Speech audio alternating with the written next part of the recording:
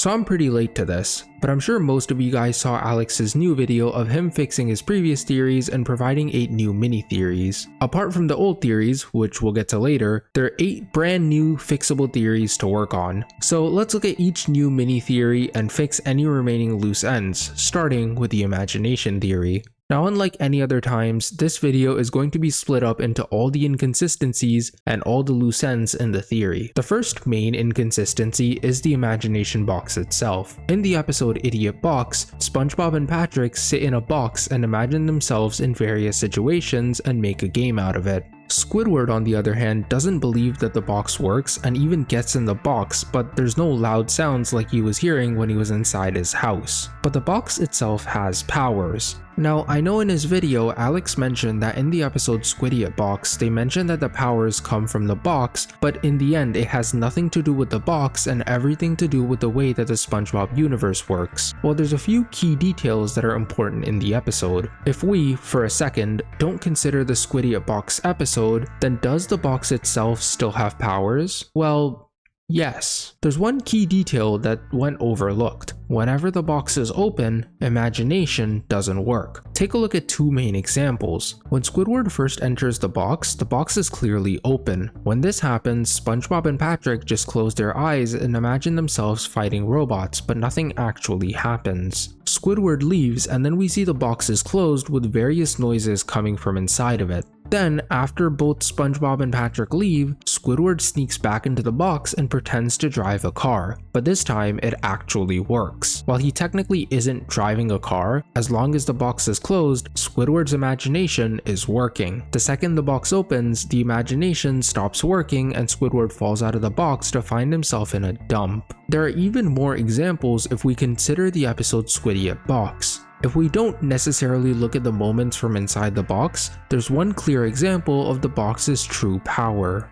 Towards the end of the episode, Squidward, who's stuck in the imagination box, gets trapped in the Doodle dimension. When SpongeBob and Patrick warn him about DoodleBob, they draw a picture of him to show Squidward what he should be worried about. But in the box, DoodleBob comes to life and starts to attack Squidward. If the entire world followed the idea that imagination creates things into existence, then why doesn't DoodleBob come to life when SpongeBob drew him? Why did he specifically come to life when he went inside the box and Squidward saw him? It could only be due to the powers of the box itself. So it's pretty obvious that despite the creators kind of ruining the magic of the box itself has powers inside it that only work when it's entirely closed. If it's even exposed to the outside, then it doesn't work, seemingly because the outside world doesn't hold the same power that the box does. But then where do all the random props that the characters use come from? Where does the fire come from if they don't imagine it? So with imagination clearly not doing much, how can characters like SpongeBob just magically get random items if they can't imagine them into existence? Well, there's a group of people we haven't considered who could be behind this. Humans. Think about it for a second. If the humans kept a close eye on SpongeBob and made it into a show, then wouldn't they be intrigued by the power that the box holds? I mean, if we follow the idea of Alex's television theory, then the humans are clearly trying to learn from the sea creatures and realize that they in a way are an advanced civilization. So with them trying to learn from them, they would take some of their technology to learn better, including the box. Now it may not make too much sense as to where I'm going with this, but consider this scenario. The humans want the show to run correctly, and so they'll give SpongeBob and various other characters these props to make the show run smoothly. They get the props from the imagination box to give the characters. That's why they always have these props. And there's actually one huge example of the humans using the box to give props to the characters. At the start of the episode Frankendoodle, an artist in the ocean drops his pencil into the sea when SpongeBob and Patrick eventually get their hands on it. Using it, they make DoodleBob, who eventually attacks them. If the world doesn't follow the idea of imagination creating life, then how did that pencil create all the creatures that they made? It could only be if the pencil was magic, made by imagination and given to the characters on purpose. It's clear that the humans have the box and use it occasionally to give props to characters, but there's just one issue. The episode Frankendoodle comes before the episode Idiot Box. So how did they get the box? Well, the technology had to have existed less than a season before, and even then, it was probably created by Sandy, who's been working with the humans. We'll get to Sandy and DoodleBob a little later. Also, in the episode Sponge Chovy, Squidward orders a pizza from a real human restaurant and Hans delivers it to the Krusty Krab. How could it be delivered from land?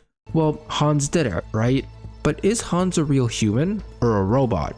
Well, thinking logically, humans can't go that far deep in the ocean, meaning he has to be a robot. They probably got him from the imagination box. But there's just one issue with that. In the episode Suds, we see his entire body, meaning he's a human. So how did he possibly reach the bottom of the ocean? Well, it's all in the magic box. A smaller example was in the episode Graveyard Shift, where Nosferatu somehow turns the light off despite not being in the restaurant. There's really no way to describe how he did it besides with the imagination box. So it seems that the humans are the ones supplying the characters with their props whenever they get them. But what about dreams and thought bubbles? How can we explain them without the imagination theory being true? So we're gonna break this down into two sections, the dreams and then the thought bubbles. So starting with the dreams, yes, it does seem that SpongeBob's dreams seem to come to life. Most of SpongeBob's dreams did indeed become true, and why would that even happen? Well, if the humans already are leading the charge of the props and even the fire, then why wouldn't they have anything to do with these dreams coming true?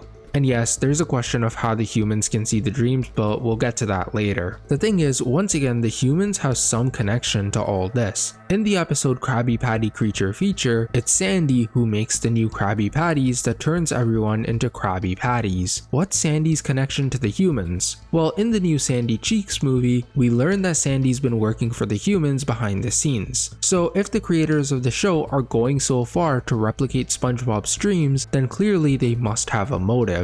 After all, what do they get from recreating SpongeBob's dreams? Well, you'd be surprised to know that it's not just SpongeBob's dreams that come to life. In fact, every character in the show has had their dreams come to life. Mrs. Puff dreams of SpongeBob getting his license in the episode SpongeBob Longpants, and in the very episode SpongeBob gets his license. Then, in the episode Home Sweet Rubble, Patrick dreams that he'll work in an office, and that becomes true in the episode The Executive Treatment. Squidward dreams in the episode SquidBob Tentacle Pants that he'll become a famous musician loved by everyone, and that very story comes true in the episode Best Day Ever. Even Mr. Krabs' dream of fishing for $1 in the episode Sleepy Time comes true in the episode Clams. Clearly, most characters' dreams are becoming true, and for some reason the humans are doing it. Now there's one very interesting thing Alex says in his video that kinda explains the human involvement. SpongeBob's a very long-running show. A lot of these basic plots were bound to happen eventually, right? Is it possible that the creators of the show run the plots of the characters' dreams as entire episodes because it's such a good idea? Even kind of boring ideas like Patrick working in an office make their way to a full-length episode. They clearly are running out of ideas. Regardless, the humans are clearly in some way directing the episodes, and Sandy's a big help making sure that the episodes go the way the writers intended.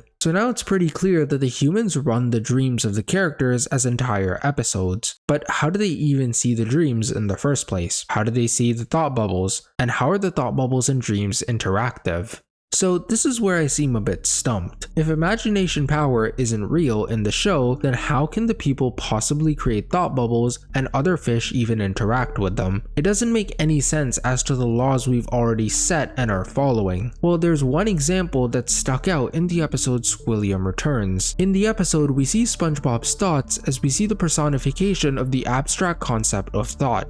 But there's an interesting claim in this scene. What if the SpongeBobs claim that they don't exist? We don't even exist. We're just a clever visual metaphor used to personify the abstract concept of thought. Does that mean in some weird way none of this exists? Well, no. Clearly, there are other examples, and this one is just too weak to really change anything. So there can only be one answer. It's just a cartoon. Now, I know I've taken a page out of Alex's book when I say this, but seriously, there's no real logical explanation as to how the thought bubbles are formed and how they even work. It must be the rules of the SpongeBob universe that the thought bubbles can be formed and are fully interactive with everyone, including humans. So now that we can say for certain that only thought bubbles exist within the SpongeBob universe, how can we explain what happened to Mr. Krabs? In the season 6 episode Truth or Square, we learn that the real Mr. Krabs has been replaced by an imaginary one that came from SpongeBob's imagination. But that isn't quite how it went. Before we get into the in-universe explanation of the episode itself has a ton of problems. Like for example, when Squidward is telling his story about SpongeBob not being a fry cook, they just magically go from a hallway to a box. Then Mr. Krabs looks outside to see an angry mob outside his restaurant. How could he do so if they went under the Krusty Krab? It doesn't really make any sense, and in reality the process was probably really rushed and they cut out parts or forgot them or something. But if we assume that this is how the episode was intended to go, then what is the real explanation? How did Mr. Krabs come back? Well, the truth is, there's no real way to prove that that isn't the fake Mr. Krabs, but there is a bit of proof to prove that that is the real Mr. Krabs. As Alex mentioned, Mr. Krabs showed up out of nowhere and there was no reuniting moment with SpongeBob, Patrick, and Squidward. But even with the fake Mr. Krabs, there's no questioning moment of him just walking out of the flashback. Wouldn't they question Imagination Krabs just coming out of the thought bubble? Sure, Patrick and Squidward don't really care, but what about SpongeBob? Wouldn't he care as well?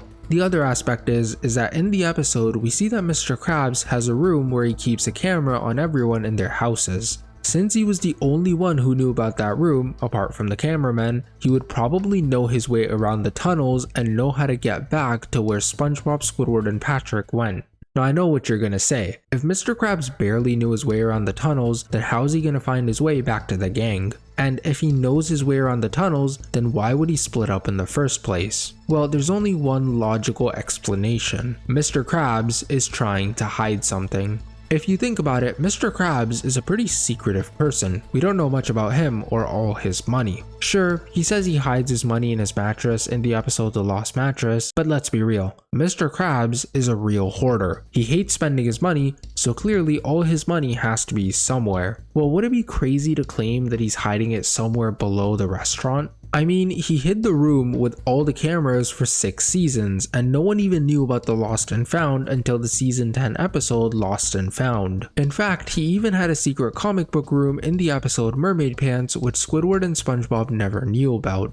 It wouldn't be crazy to claim that Krabs is hiding all his money under the restaurant. Well, that's not quite true. He's actually hiding something else. In the episode Krabby Patty Creature Feature, Krabs takes SpongeBob to his underground laboratory where he experiments on food. The lab clearly wasn't built in a day. It probably has been there for a long time and Mr. Krabs has been trying to keep it a secret. The path that Mr. Krabs took could have led to the secret lab, and that's why he had the others go the other way from him. And this makes sense because why wouldn't you split 2 and 2? Why did Krabs take one route while the other 3 took the other? In fact, we even get more proof of Mr. Krabs knowing his way around the vents in the episode Chum Bucket Supreme, when Mr. Krabs calls SpongeBob into a room under the restaurant. He goes into his office and ends up in the room before SpongeBob. The only way he got there was probably through the vents under the restaurant. So while there's no concrete proof, it does seem more logical to assume that Mr. Krabs found his way back to the others. With the others not saying much and there being no questioning, it's easier to believe that Mr. Krabs found his way back to the gang after getting lost. And there we have it. There's no big surprise ending. I'll see you guys in the next one.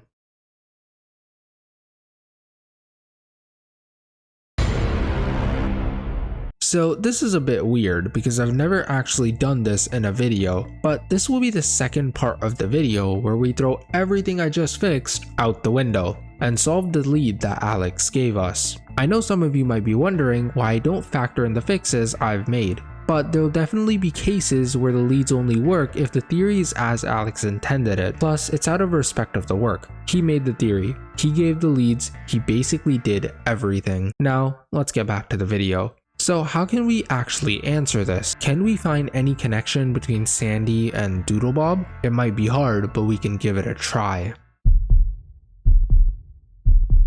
So unlike a normal video where in the end I would reveal that Sandy has everything to do with DoodleBob, this time I can't build up to that because it's kinda in the hint. So let's look at DoodleBob before we look at his connection to Sandy. Now DoodleBob has made several appearances throughout the show. In his debut episode Frankendoodle, SpongeBob and Patrick make him out of a magic pencil they got from an artist. By the end of the episode, DoodleBob gets beaten and SpongeBob and Patrick return the magic pencil to the artist. Or so it seems. In the episode Doodle Dimension, SpongeBob gets the magic pencil out from inside of him and Patrick eventually uses it to make DoodleBob. So clearly, SpongeBob still has the magic pencil, which we saw him give back to the artist in the episode Frankendoodle. We also see him in the episode Captain Pipsqueak. But wait, do you guys see the huge pencil in his hand? That's clearly the same pencil SpongeBob had in the episode Doodle Dimension and when he first got it in the episode Frankendoodle. We know that DoodleBob can remake himself, and so since he has the pencil, that's probably how he came back to life.